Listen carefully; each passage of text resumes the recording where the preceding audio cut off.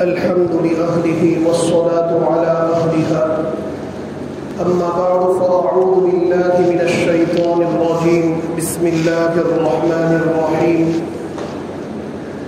كانوا قليلا من الليل ما يهجعون وبالأسحار هم يستغفرون صدق الله العظيم اللهم صل على سيدنا ومولانا محمد وبارك وسلم.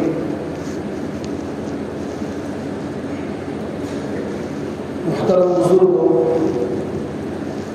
سب سے پہلے تو ہم اللہ تبارک و تعالیٰ کا شکر ادا کرتے ہیں کہ اس رب کریم نے ہماری بے انتہا کوتاہیوں کے باوجود رمضان المبارک کا مہینہ ہمیں عطا فرمایا اور وہ عافیت کے ساتھ گزر گیا، اور اس مہینے کے اندر اللہ تبارک و تعالیٰ نے اپنے فضل و کرم سے ہمیں روزے اور تراویح کی توفیق عطا فرمائی، تلاوت کی توفیق عطا فرمائی.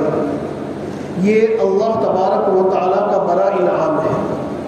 رمضان المبارک کا مہینہ یہ انتہائی بابرکت مہینہ، اور اس مہینے کی اہمیت کا اندازہ اس سے ہی لگا سکتے ہیں کہ اللہ کے نبی صلی اللہ علیہ وسلم ایک لمبے عرصے سے اس مہینے کو پانے کے لیے دعائیں فرمایا کرتے تھے. اور جو انسان رمضان المبارک کے مہینے کی بے حرمتی کرتا ہے، اس کی پامالی کرتا ہے، تو حضرت جبرائیل امین نے جو بددعا فرمائی اس پر اللہ کے نبی علیہ السلام نے، باوجود یہ کہ آپ اپنی امت پر بے انتہا شفیق ہیں، مہربان ہیں، لیکن آپ نے جبرائیل امین کی بددعا پر آمین فرمایا. اس سے پتہ یہ چلتا ہے کہ رمضان کا مہینہ ہمارے اوپر اللہ کی بہت بڑی نعمت تھی، اور یہ مہینہ عافیت کے ساتھ گزر گیا. بڑے خوش نصیب ہیں وہ انسان کہ جنہیں اس مہینے کے اندر روزے کی توفیق ہو گئی، تلاوت کی توفیق ہو گئی، تراویح کی توفیق ہو گئی، راتوں کے اندر اللہ کے سامنے رونے اور گڑگڑانے کی توفیق ہو گئی، اور جنہیں اللہ کی راہ میں خرچ کرنے کی توفیق ہو گئی، وہ انسان بڑے خوش نصیب ہیں.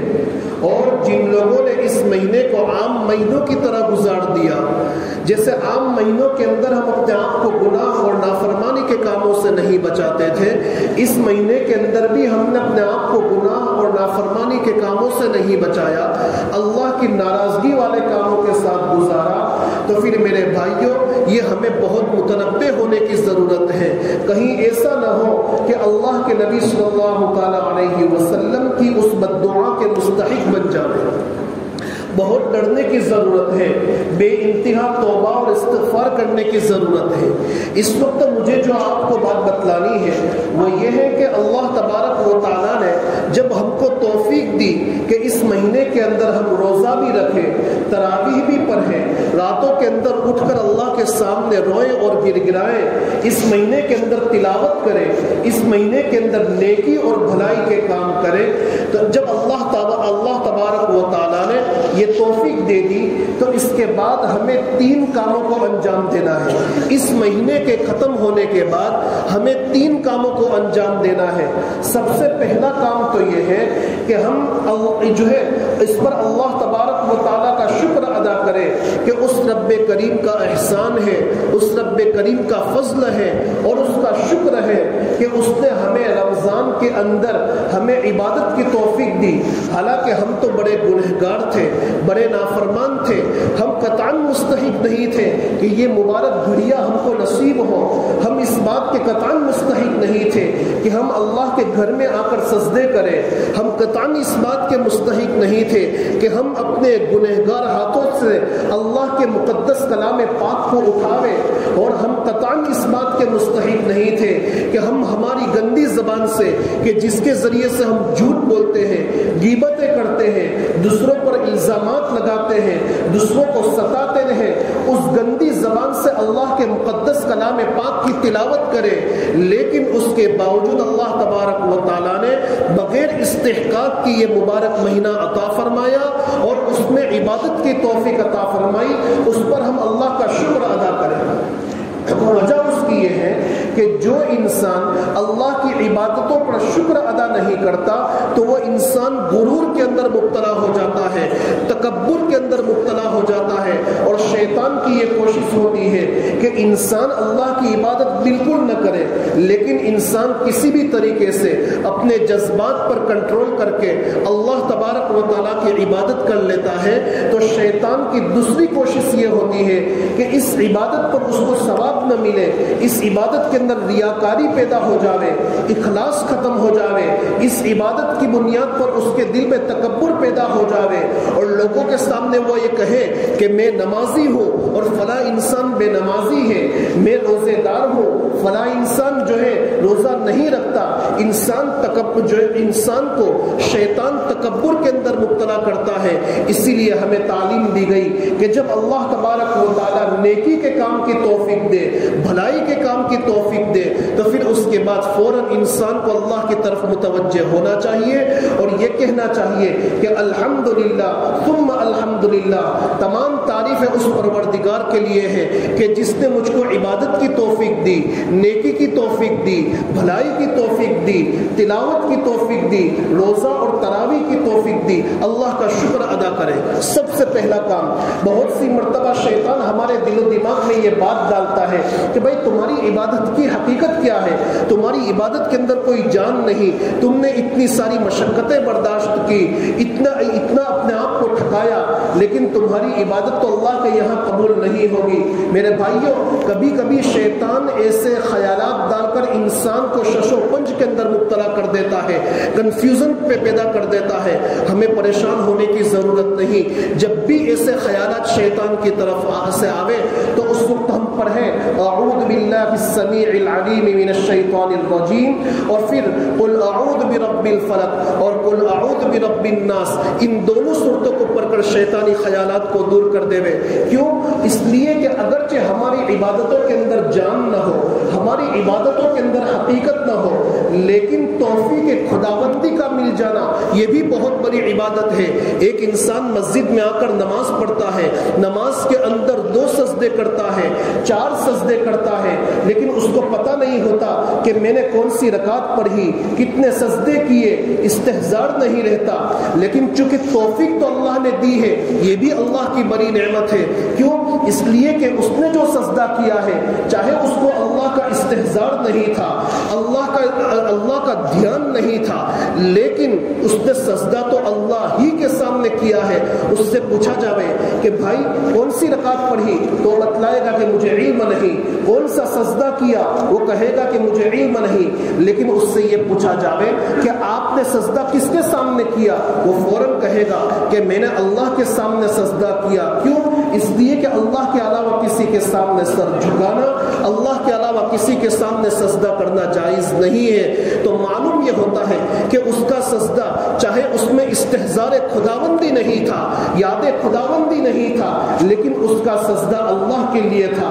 تو چاہے ہماری نمازوں کے اندر جان نہ ہو، لیکن اللہ نے چونکہ مسجد میں آنے کی توفیق دی، سجدہ کرنے کی توفیق دی، یہ بھی اللہ کی بڑی نعمت ہے۔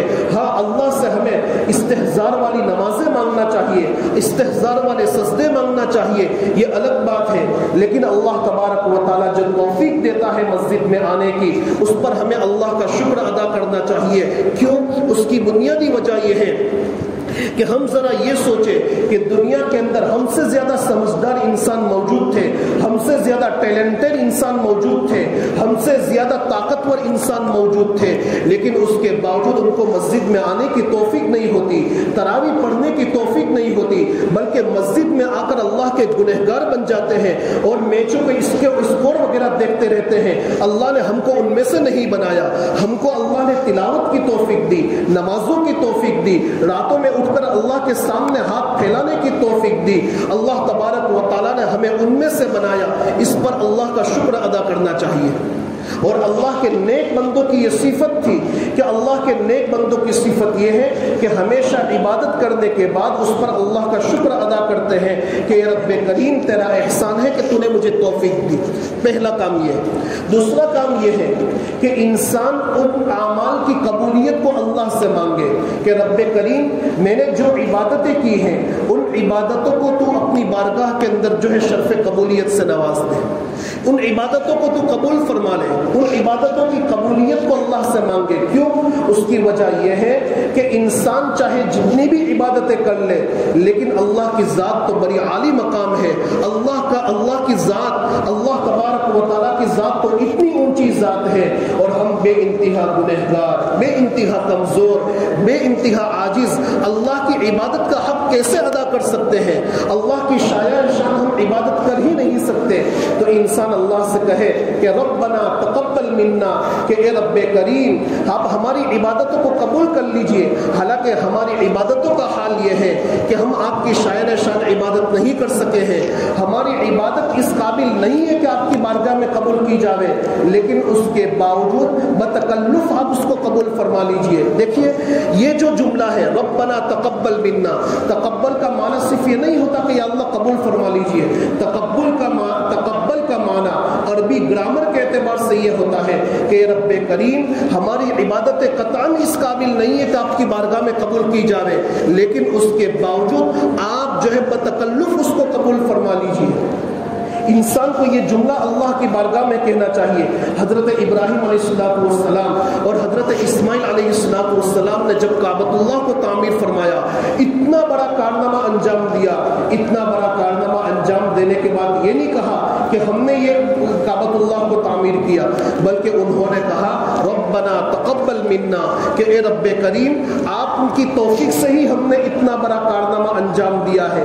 جب آپ نے ہمیں اس کام کی توفیق دی، اتنے بڑے کارنامے کو انجام دینے کی توفیق دی، تو اے رب کریم یہ کارنامہ آپ کی شایان شان بالکل نہیں ہے، لیکن اس کے باوجود بتکلف آپ اس کو قبول فرما لیجیے۔ حضرت ابراہیم علیہ السلام، حضرت اسماعیل علیہ السلام اللہ کی بارگاہ میں یہ دعا کر رہے ہیں، تو ہمیں بھی دوسرا کام یہ کرنا ہے کہ یا اللہ رمضان میں ہم نے جتنی بھی عبادت کی، بلکہ زندگی بھر ہم نے جتنے نیکی کے کام کیے، آپ اس کو اپنی بارگاہ کے اندر قبول فرما لیجیے۔ یہ دوسرا کام ہے۔ اور تیسرا کام یہ ہے کہ جو ہے استغفار کرے، اللہ کے حضور میں استغفار کرے کہ یا اللہ ہم نے جو عبادتیں کی اس میں جو کمی رہ گئی، جو کوتاہی رہ گئی، تو اس پر ہم آپ کے حضور میں مغفرت طلب کرتے ہیں۔ اللہ کے نبی صلی اللہ تعالیٰ علیہ وسلم کا عالم تو یہ تھا کہ اللہ کے نبی علیہ السلام رات بھر عبادت کرتے۔ حدیث شریف کے اندر آتا ہے کہ حتیٰ تورمت قدماہ، کہ آپ کے پاؤں مبارک پر سوجن جو ہے طاری ہو جاتی تھی، سوج جاتے تھے۔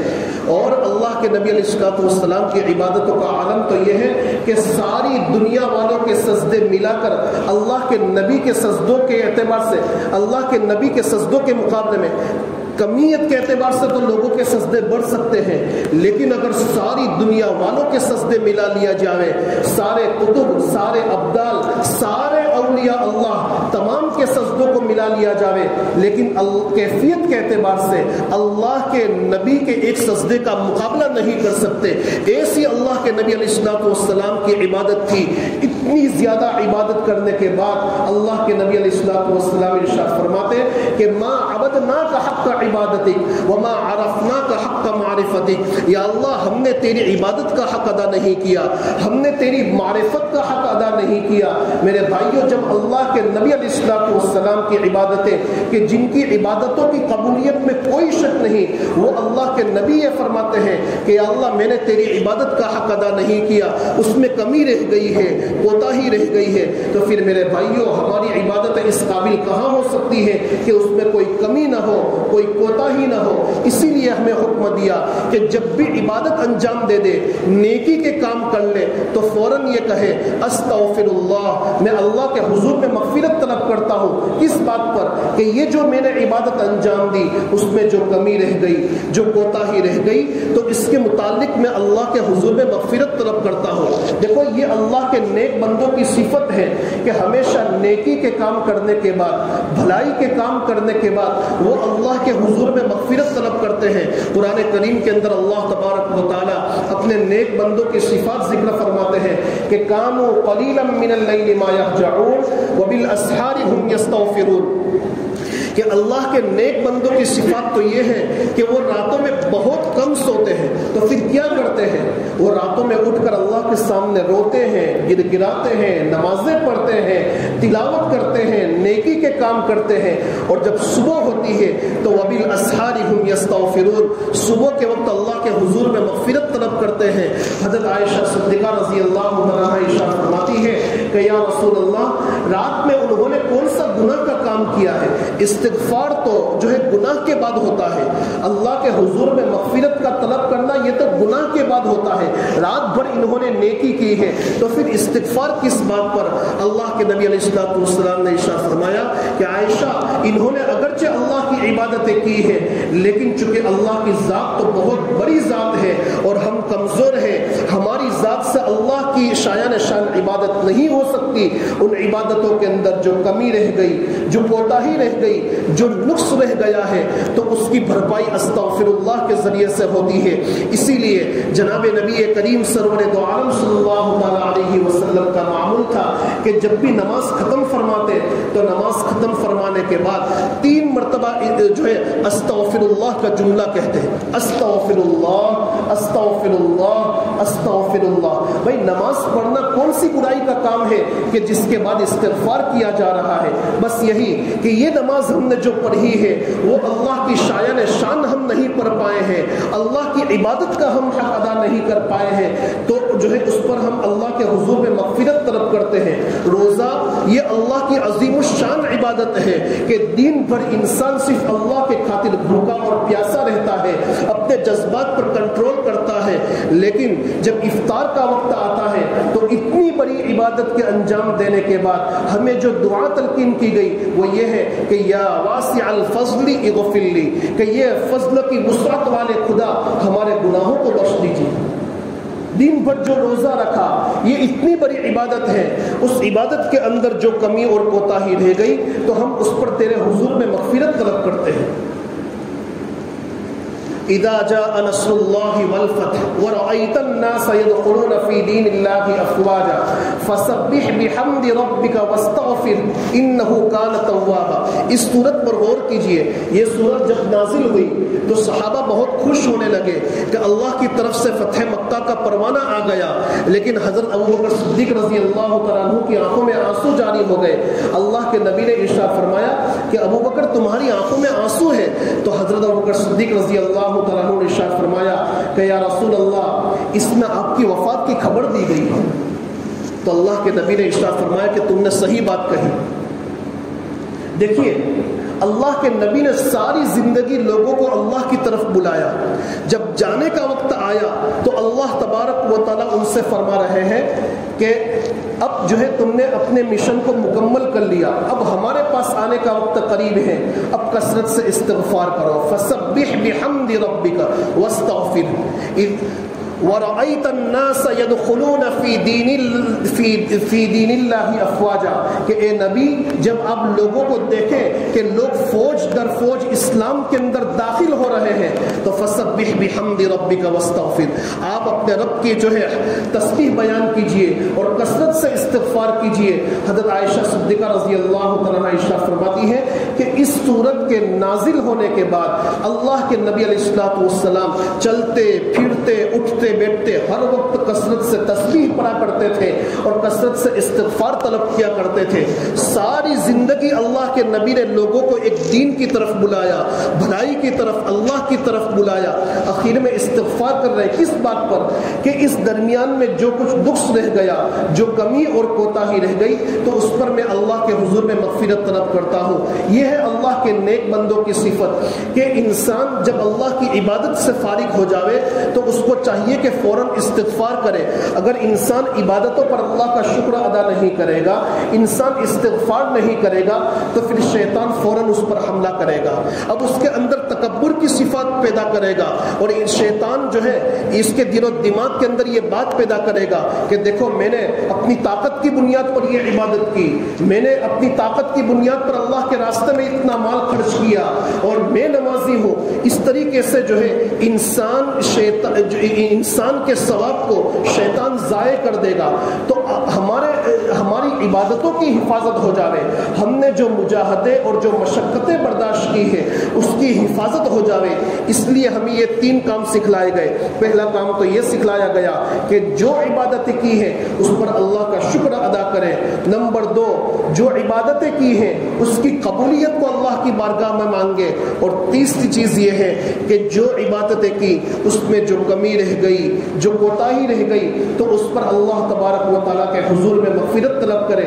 اگر یہ 3 کام ہم انجام دیں گے تو پھر اللہ تبارک و تعالیٰ یقینی طور پر آئندہ کی عبادتوں کے اندر حلاوت پیدا کرے گا، لذت پیدا کرے گا، چاشنی پیدا کرے گا، اور شیطانی وساوس سے اور شیطانی حملوں سے ہماری حفاظت فرمائے گا۔